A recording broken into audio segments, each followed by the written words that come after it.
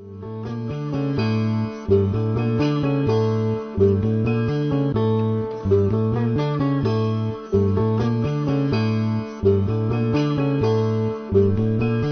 and welcome to the second episode of the History of Iran podcast, the geography. Before I actually start with the material, I'm going to take care of some housekeeping matters. First of all is the matter of your comments and criticisms on Facebook and on the weblog of the podcast. I'm quite thankful. They were very, very useful and very much appreciated. I suppose the best or the most important thing that was pointed out was the length of the episode. Half an hour was found to be too long. I thought, based on History of Byzantium and other podcasts that I used to listen to myself, that half an hour is a good length, although some people find it too long. And I noticed also that the History of Rome, which is the inspiration for many historical podcasts, was 15 to 20 minutes. So since the material this time can be put into 15-20 minutes, I thought I will try it. So please continue to leave me messages and comments on Facebook and on the weblog and tell me what you think about the 15 to 20 minute length.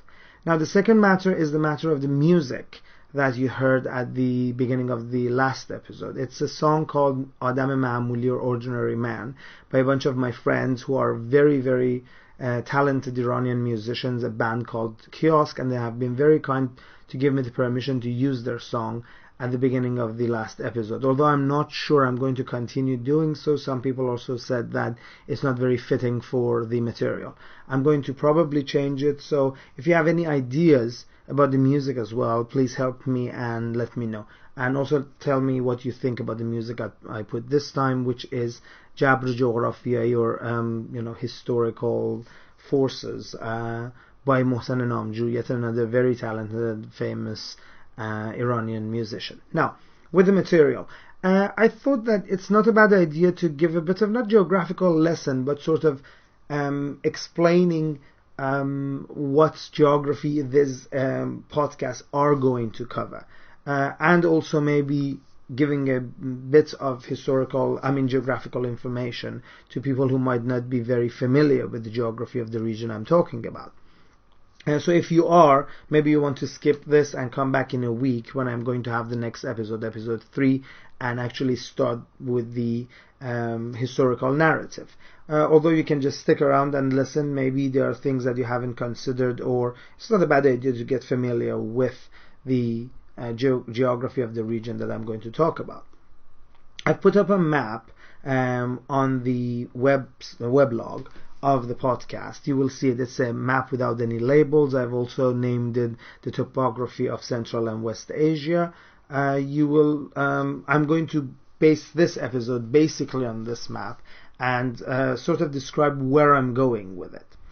If you look at the map, you will see the eastern part of it, or on the map, the right side of the map. In the north, you see two bodies of water, two rivers. One of it you only see a little bit of a semicircular part. That is the Jaxartes, or Seyhun in the local or Iranian geographical literature, or locally called Sir Darya.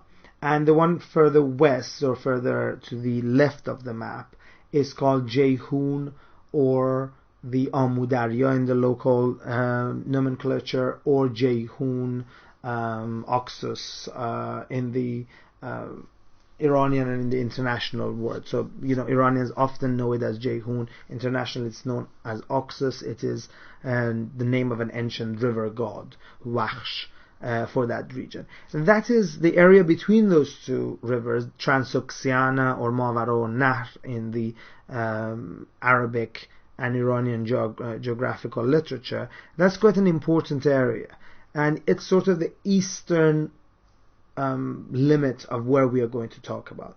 To the west of that, again on the top of the map, so to the north, is the Caspian Sea, which is actually a lake, but that's beside the point. Further west, further to the left, is the Black Sea, which is to the north of Anatolia, and again to the west of that, west of Anatolia is Aegean Sea, and to the south and the west of the Aegean Sea is the Mediterranean Sea. And then further down from that side, so from the left side of the map, from the west, is the Red Sea, which is today connected to the Mediterranean via the Suez Canal, but of course wasn't connected before in the ancient period, when most of our narrative is going to be. And to the east of that, across the Arabian Peninsula, is the Persian Gulf. Then is the Arabian Sea, which really opens into the Indian Ocean. So these are the bodies of water that are surrounding the area. Of course, going back to Oxus, going back to Jeyhun, when you come south and west, you're going to be in the, well, it's the desert of Qaraqum. Those are all steppes of Central Asia. And much has been written about them, although they're sort of considered peripheral to most of the histories that we are going to hear about. I'm going to try to get away from that short shrift that this area usually gets and concentrate more on their central role and their importance for the narrative that I'm giving. To the east of this area, that steppeland that I'm talking about, most of the green area that you see on top and right of the map, or northeastern part of this map, to the east of that is that brown massif that you see, two brown areas, one of them covered with a white area. I'm guessing that is where the cartographer tried to show year-round snow, and of course that is really year-round snow. Quite high mountains. That is called the Pamir Range, sometimes called the roof of the world. Very high mountains with mountain valleys. Population still today very isolated. Sometimes many languages of Iranian and Turkish families spoken there that sometimes are even not mutually understandable, which shows how hard it is to connect and communicate across those mountain valleys. And of course the particular ecology of high mountains, which is very different than the ecology of steppes that is to the west of them.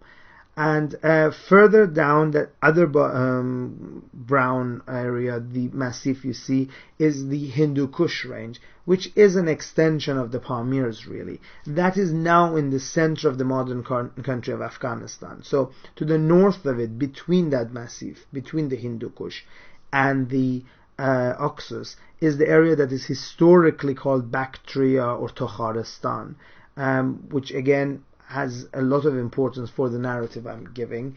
And to the north and west of Tokharistan is the area that is, well, today that is mostly Uzbekistan and parts of Turkmenistan. Historically, that area is called Sogdiana.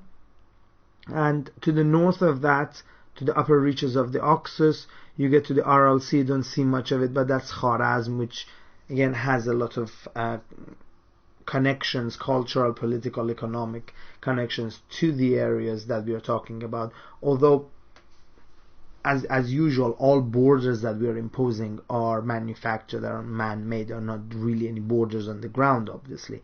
So the narrative might go across and include areas outside what I'm describing. To the south of the Hindu Kush, and by the way, Hindu Kush is a very interesting name. In modern Persian today it means Indian killer. I'm not sure where it comes from. If anybody has a good idea whether it actually supposed to mean Indian killer, please do let me know. I'm actually curious a bit about that. To the south of that, which is the a lot of the cities of modern country of Afghanistan, including Kabul, for example. And of course, past that, you have northern Pakistan and the area to the north and west of the Indus River. The river you see almost completely to the right of your map, to the east of the area we are talking about. And that is the area of Gandhara, which is in a sense the eastern limit also of what we are talking about. To the west of all of this, there are several lowlands, quite dry, some of them even deserts. So as you come, it's actually marked sort of in a greenish brown, greenish beige way, with some highlands in brown.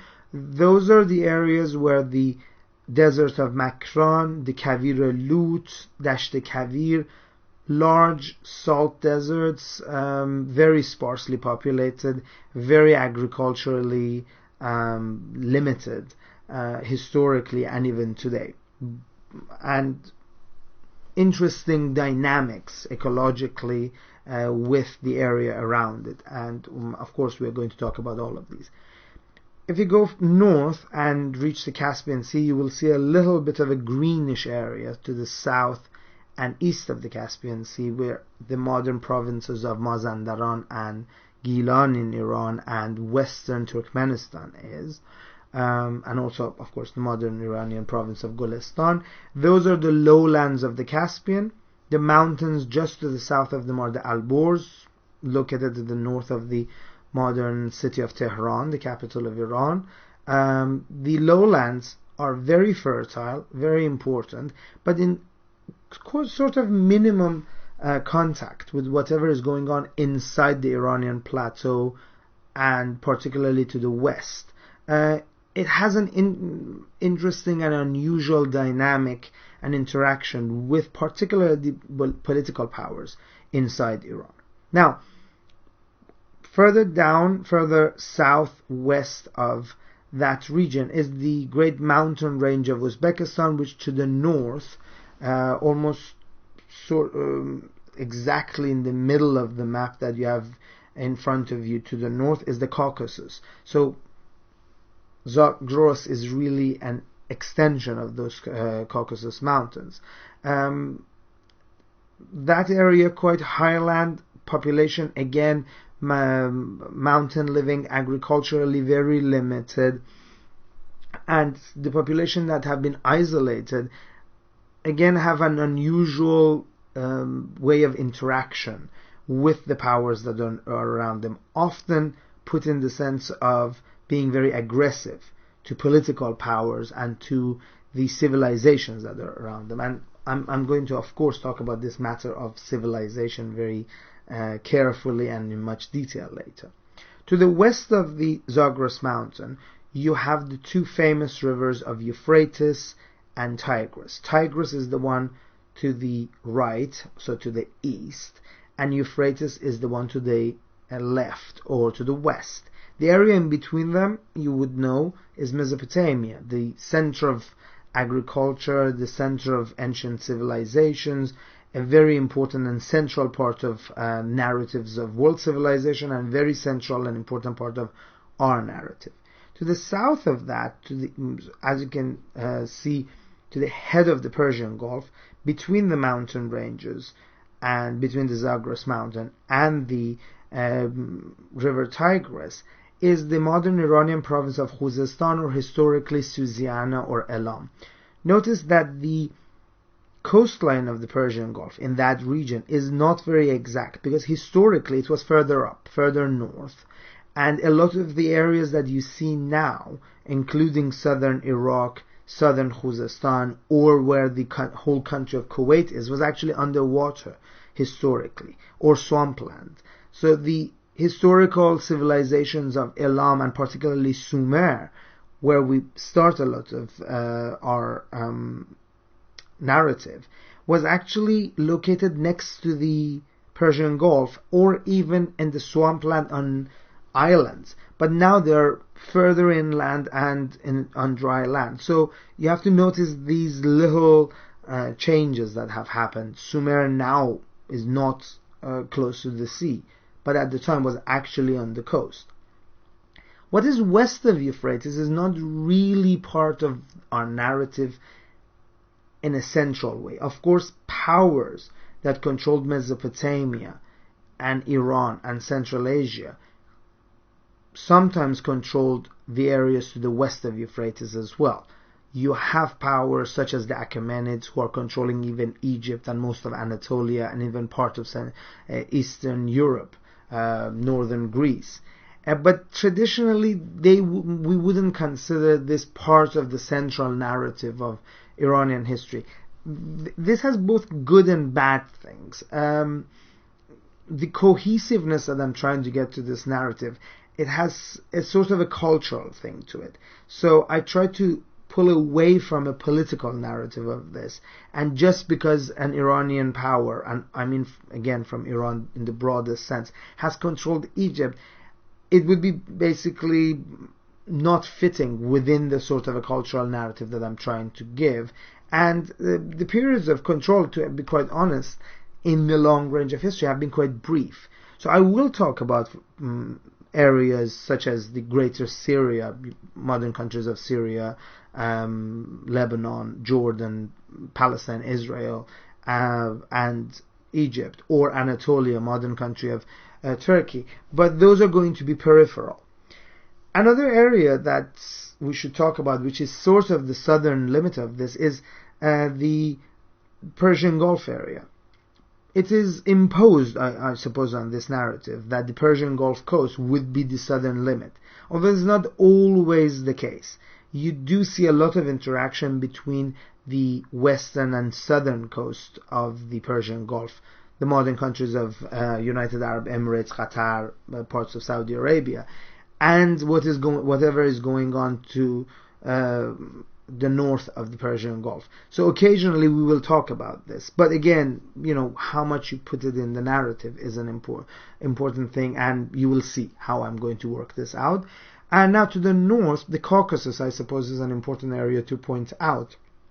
The northern extension of the Zagros, the high Caucasus mountain, where the modern countries of Azerbaijan, Armenia, and Georgia are. Those also have very close interactions with this core area that I'm describing. Now, whether we include it in the long narrative of the history of this area or not, I tend to do it. I have a lot of affinity and interest in the history of that area.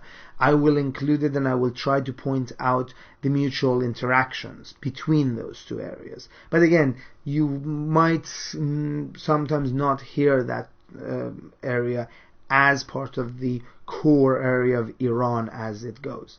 Now, I described all of this. I hope it is useful. The reason I pointed all this out is to see how varied it is.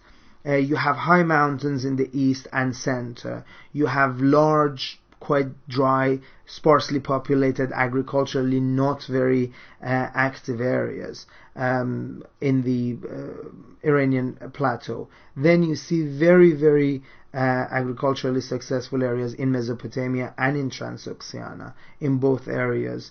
Settled populations, interactions with their surroundings, a bit uncomfortable sometimes because they're feeling threatened. And of course, the historical narrative that is written in these areas, making those from outside look threatening and savage and quote-unquote barbarian, as opposed to civilized, settled ones. And this civilization, as I said, again, I'm going to talk a lot about it. I think this is something that we have to notice. This is a sort of narrative. Of course, a lot of those nomadic populations are quite important for the narrative we are giving, and a lot of the important political, cultural, economic, social issues that we are going to talk about come from these areas outside these civilizational cores that we are talking about. Mesopotamia, Transoxiana, Elam, all of these areas. So have it in mind. It's a very varied area. It is rather ununiform, and keeping all of these under a sort of political, cultural centrality is a gargantuan effort, which is the running theme throughout all of these episodes that I'm going to talk about. So thanks for listening. I hope this has been useful. I hope you now have a clear idea of what we are going to talk about, and you're going to listen in hopefully a week, where I'm going to put up the third episode, and I'm going to start with the actual narrative of history and the earliest signs of settlement and civilization and human interaction in this area.